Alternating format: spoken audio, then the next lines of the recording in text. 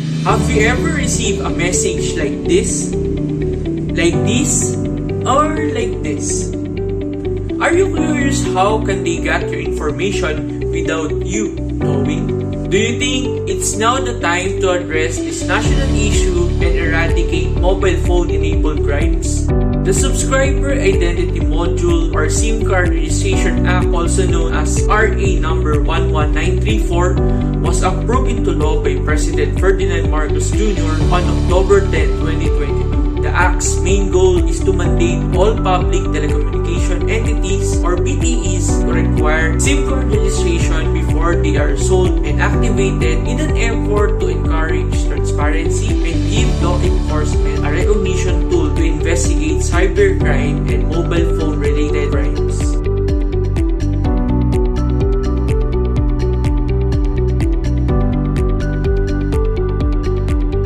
In order to encourage accountability and give law enforcement a tool for identification when solving crimes, the Act's main goal is to oblige all public telecommunication organizations to demand the registration of SIM cards prior to their sale and activation. PTEs are always required to uphold the Data Privacy Act and related issuances, as well as the security and confidentiality of any information they collect.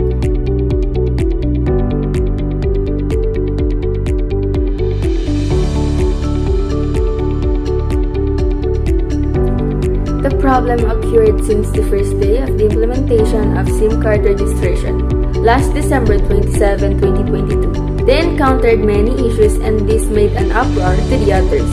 The SIM card registration is another issue that worries many people because they fear that if the system is hacked, all of their personal information will be exposed. But if we look at the brighter side, the SIM card registration will also benefit us. The SIM Card Registration Act, user of SIM cards would be held accountable. The law enforcement will have help in locating those who commit crimes using mobile devices. This role is though to be approached to strengthen government initiatives against frauds that are carried out through text and internet messages, which have grown more common over the past several years. Events where we encounter different issues that have significantly affects registration times, the validity determines the identity of scam or bank fraud. It also ensures the consumer safety, and in time, it's will serve as a guide of prosecuting offenders and enforcing the law when violation occurs and calculating how often the card are used to set service. This action can benefit our country to be safe and become a systematic nation. However, how can we systematic if we're not fully aware of the pros and cons of this systemation? Like for example, there are some problems with a weak service connection, and during that lapses, the perpetrator is giving the lost phone hold access and may use the victim personal information to lure and take advantage of others. In addition, there are indigenous sector, an older part of the community which find the SIM card registration procedure difficult. Lastly, the data privacy is not completely protected. Fireware are being hacked and information are used to victimize fellow citizens by this unlawful scammer. Even as today, with our SIM card register, we still receive a scam message from anonymous user.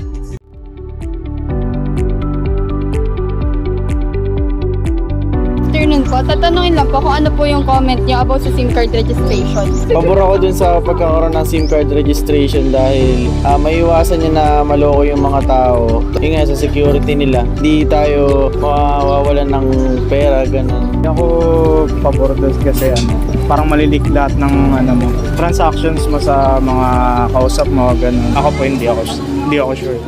Favor dahil para mabawasan natin yung mga scam, anonymous numbers, tapos attention naman ng ibang gumagamit ay hindi maganda para makapanloko, makapan-scam. So, doon sa basis na yun, pala natin sa patient. The goal of SIM card registration is to authenticate the user's identification and reduce unlawful behaviors such as fraud and terrorism.